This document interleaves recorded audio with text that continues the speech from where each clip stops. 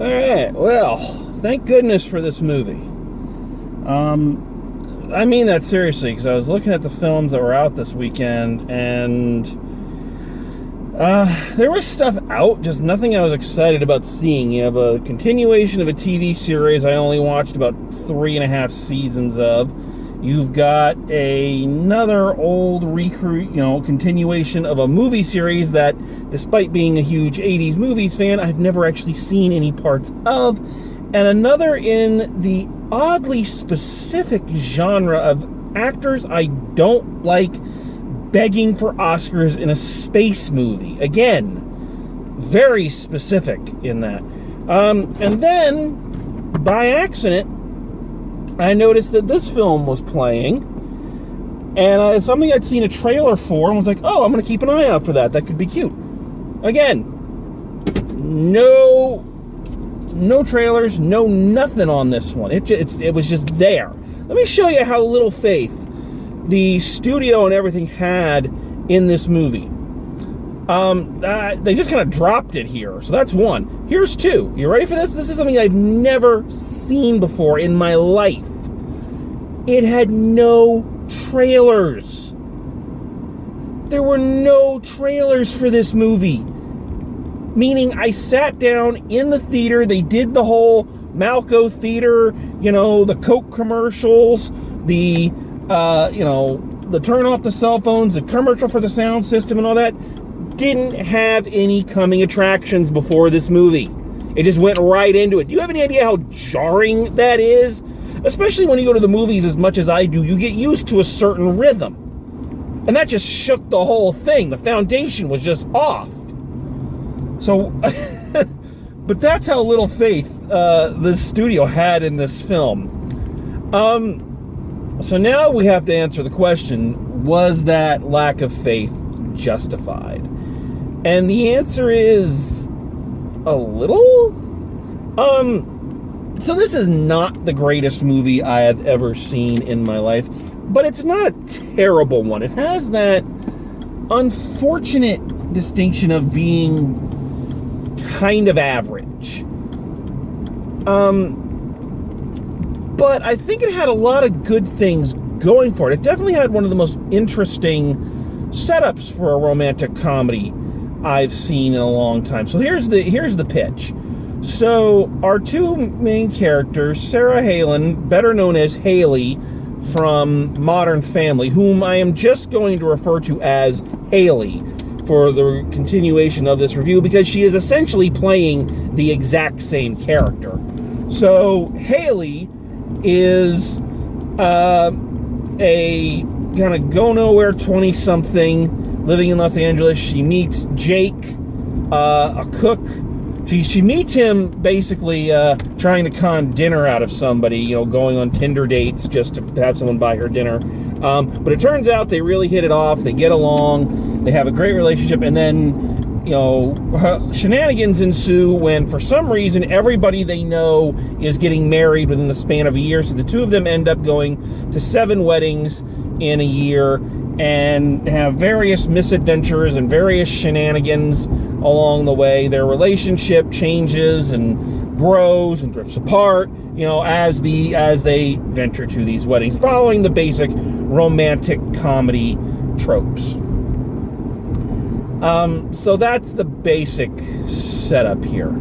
And it seems like for every positive, there's a negative. This is, again, dreadfully average film here. So positive, again, a very unique and interesting setup. And I think that's what a good romantic comedy kind of needs. It needs an interesting hook to get you in there. And this one, the hook is very good. Negative side, I don't think they take as much advantage of the hook as they could. A lot of the stuff at the various weddings is funny. There's a scene where one of the first weddings they go to, they bump into Jake's ex-girlfriend, who's like this gorgeous woman, and Haley is very insecure, so she just keeps getting drunk and she hallucinates that she's having this big choreographed dance number, which I assume is now a thing in romantic comedies. I asked this during the Isn't It Romantic reviews, like, is this a thing now? Apparently, I guess it is, because they have one in this one, only the joke being that that's what she thinks is happening when she's really just kind of in the corner, flailing. They do a funny one where Haley's boss gets married, but everybody gets sick from the eels at the reception, and Haley has to give the maid of honor speech, and is just kind of winging it. So they do some cute things, but I don't feel like they really do enough. I think you could have made more out of your really clever setup.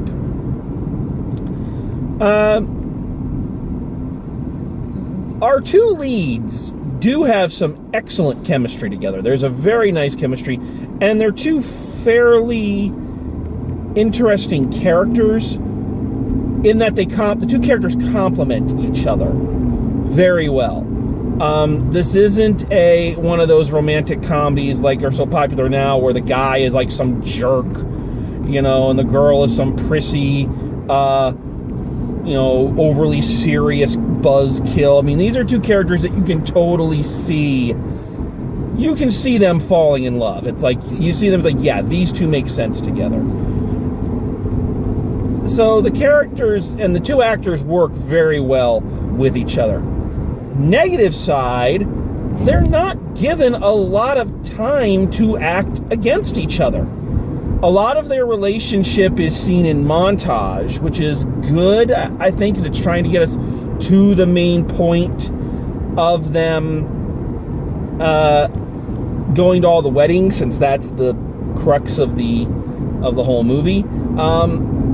But it doesn't feel like we get a lot of time to get to know them as a couple or see them interact a lot with each other. Again, if the wedding segments of them at the weddings were a little longer, I think we'd have some of that. And there's some really good stuff. One of the weddings they go to is in this big church, and they're sitting there kind of heckling the wedding.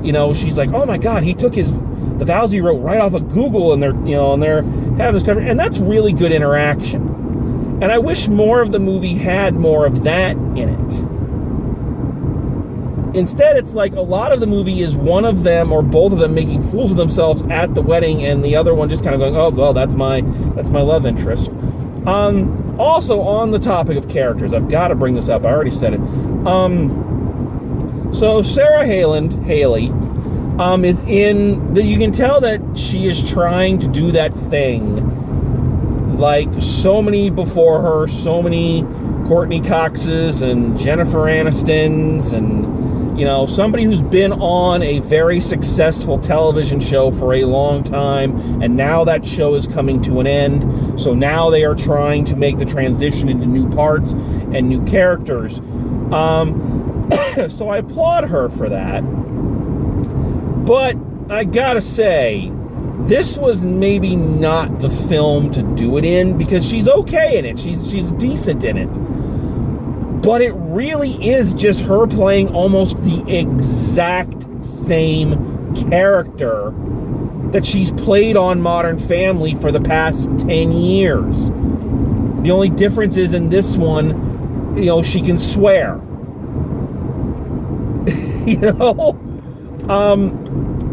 Like, the character is like, I want to know, was this written for her?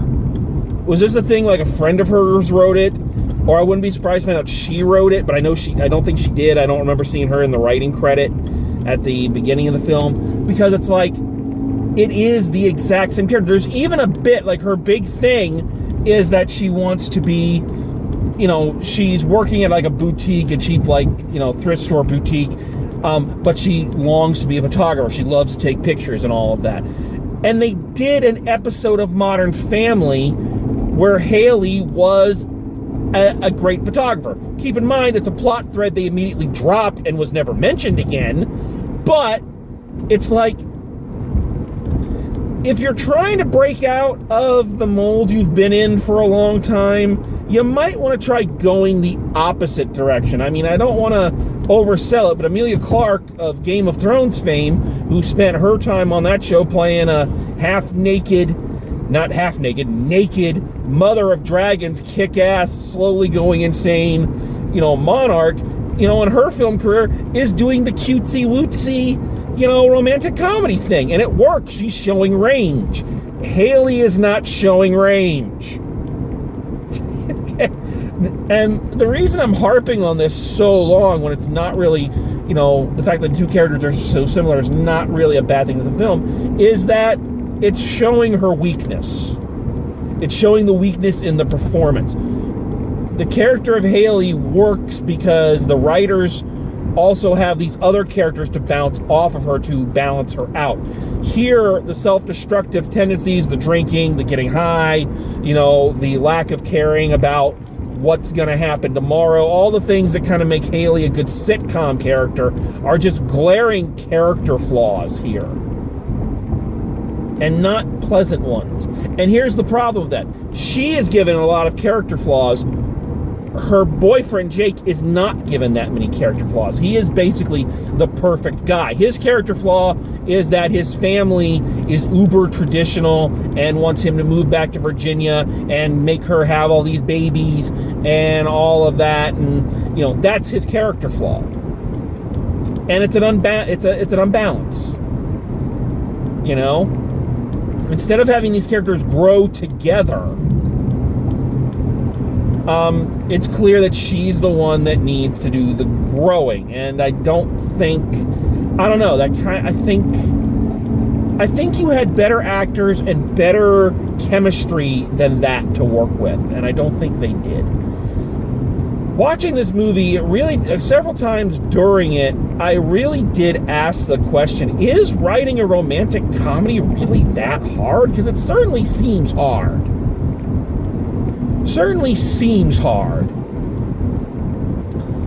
Watching some of these films. And, again, I love things like When Harry Met Sally and Sleepless in Seattle and You've Got Mail and some of these classic rom-coms.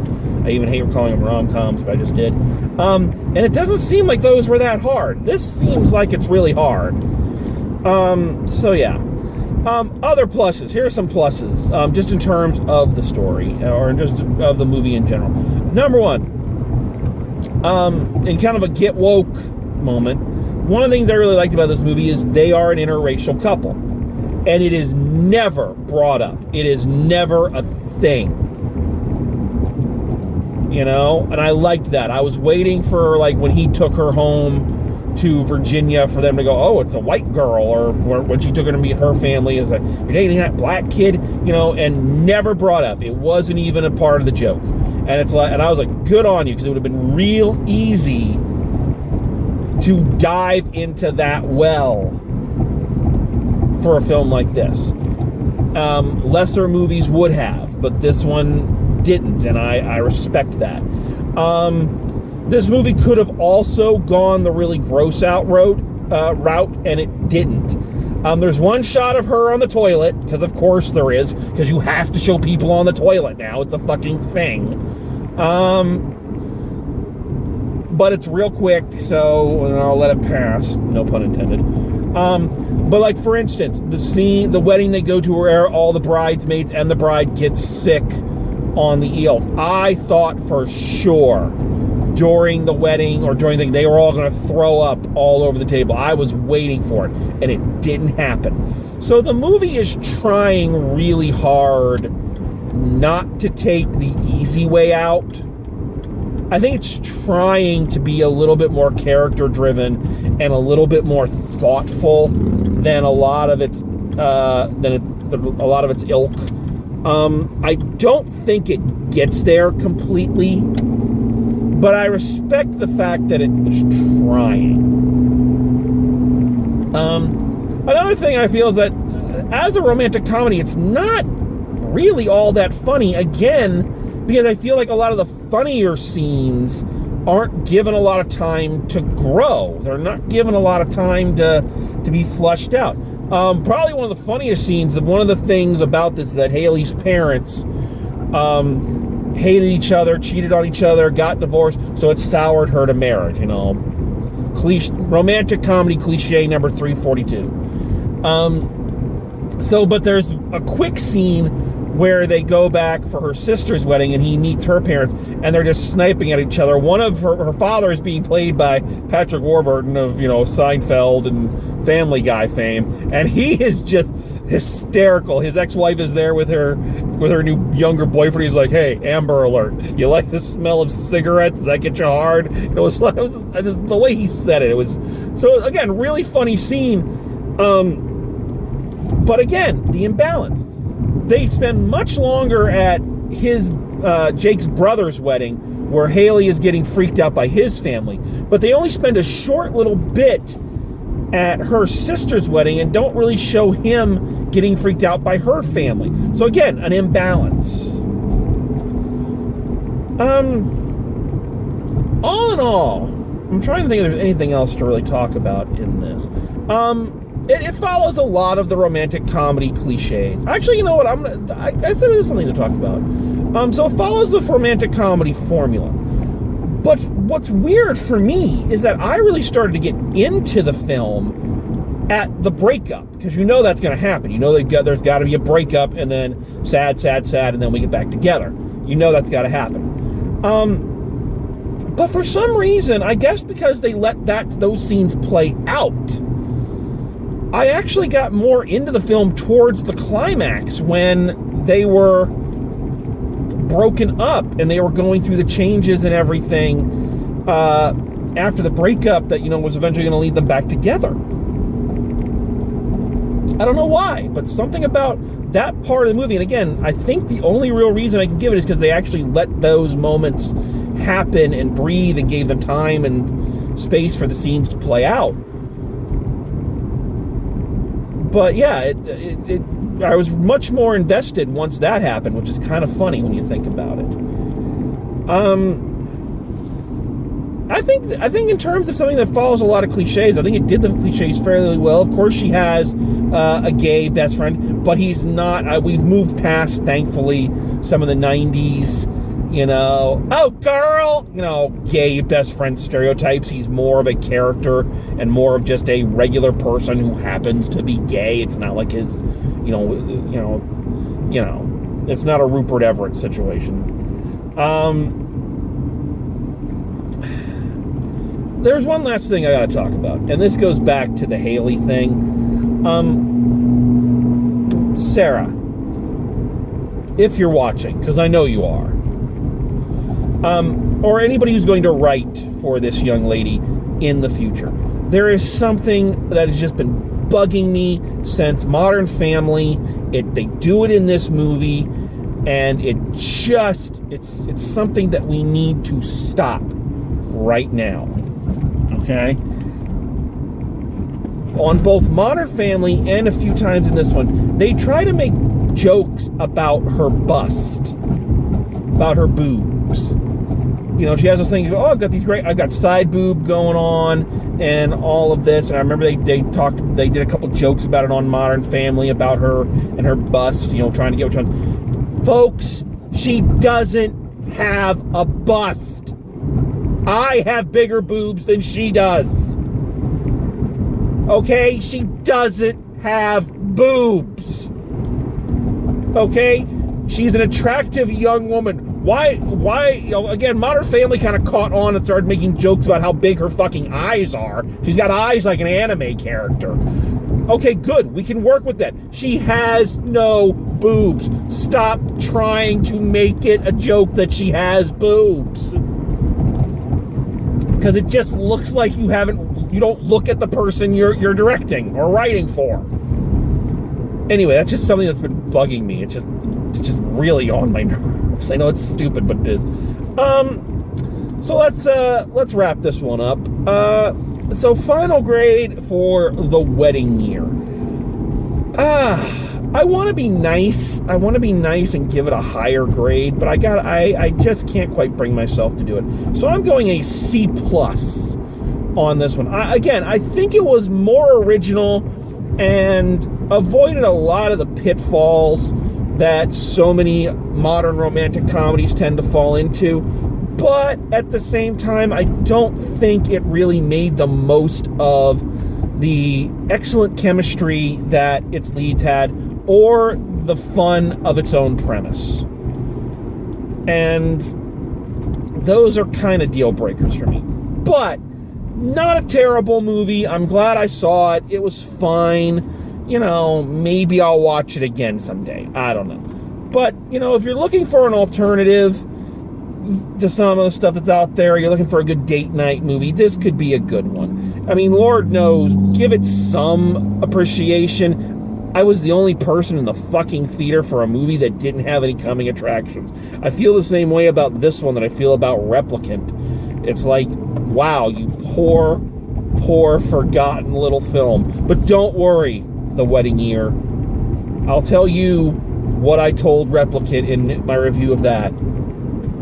Drive Home Reviews cares. Drive Home Reviews saw your movie.